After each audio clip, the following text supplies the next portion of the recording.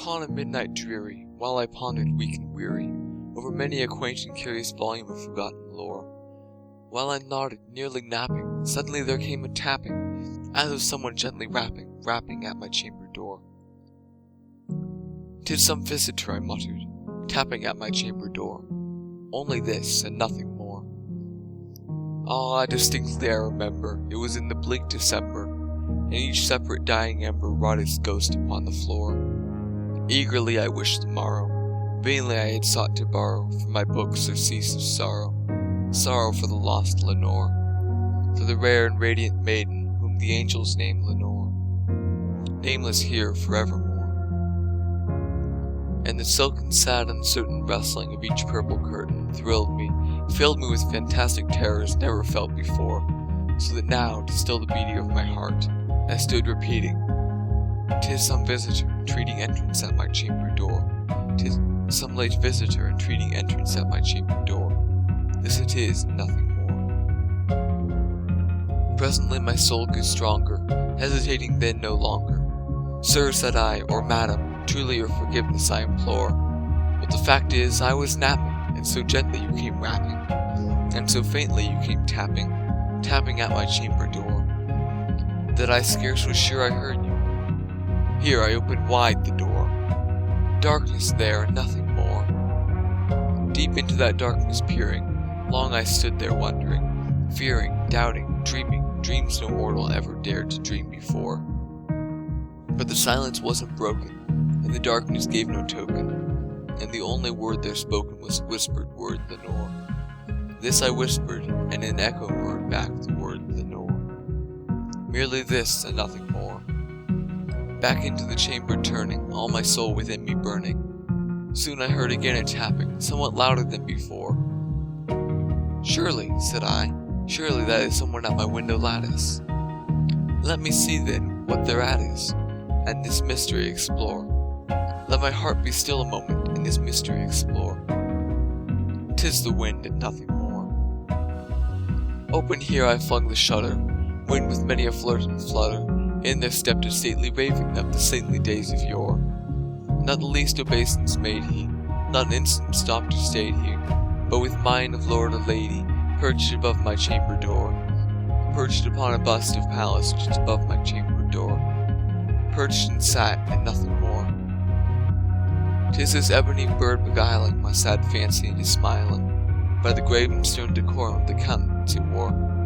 "Though thy crest be shorn and shaven, thou," I said, "art sure no craven, ghastly, grim, and aged raven, wandering from the nightly shore. Tell me what thy lordly name is, on the night's Plutonian shore." Quoth the raven, "Nevermore." Much I marvel this ungainly fowl, to hear discourse so plainly thought. Its answer little meaning, little relevancy bore, for we cannot help agreeing that no living human being ever yet was blessed with seeing bird above his chamber door, bird or beast upon the sculpted bust upon its chamber door, with such name as Nevermore. But the raven, sitting lonely on the placid bust, spoke only that one word, as if his soul in that one word he did outpour. Nothing farther than he uttered, not a feather than he fluttered, till I scarcely more than muttered, "Other friends have flown before. On the morrow he will leave me, as my hopes have flown before." Then the bird said, "Nevermore." Startled at the stillness broken by a reply so aptly spoken. "Doubtless," said I, "what it utters is only shock in store, caught from some unhappy master, whom unmercifully disaster followed fast and followed faster, till his songs one burden bore, till the dirges of his hope that melancholy burden bore, of nevermore." But the raven still beguiling all my sad soul into smiling, straight I wheeled a cushioned seat in front of bird and bust and door. Then upon the velvet sinking, I betook myself to linking fancy unto fancy, thinking what this ominous bird of yore, and this grim, ungainly, ghastly, gaunt, and ominous bird of yore, meant in croaking, "Nevermore." This I sat engaged in guessing, but no syllable expressing to the fowl whose fiery eyes now burned into my bosom's core. This and more I sat divining, with my head at ease reclining on the cushion's velvet lining that the lamplight gloated over. But whose velvet lining that with the lamplight gloated over she shall press, nevermore. Then, methought, the air grew denser, perfumed from an unseen censer, swung by angels whose faint footfalls tinkled on the tufted floor. "Wretch!" I cried, "thy God hath lent thee! By these angels he hath sent thee respite, respite, and nepenthe from thy memories of Lenore. Quaff, oh quaff this kind nepenthe, and forget this lost Lenore." Quoth the raven, "Nevermore." "Prophet," said I, "thing of evil, prophet still, if bird or devil, whether tempter sent, or whether tempest tossed thee here ashore, desolate yet all daunted, on this desert land enchanted, on this home of horror haunted, tell me truly, I implore, is there balm in Gilead?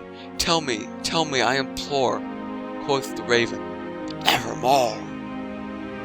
"Prophet," said I, "thing of evil, prophet still if bird or devil, by that heaven that bends above us, by that God we both adore, tell this soul with sorrow laden, within the distant Aidenn, it shall clasp a sainted maiden, whom the angels name Lenore, clasp a rare and radiant maiden, whom the angels name Lenore."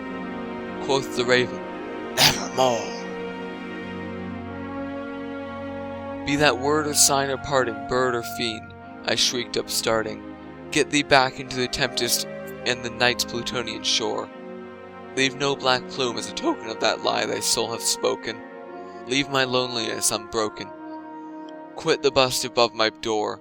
Take thy beak from out my heart, and take thy form from off my door." Quoth the raven, "Nevermore." And the raven, never flitting, still is sitting on the pallid bust of Pallas, just above my chamber door. And his eyes have all the seeming of a demon's that is dreaming, and the lamplight over him, streaming, throws his shadow on the floor. And my soul from out that shadow that lies floating on the floor shall be lifted, nevermore.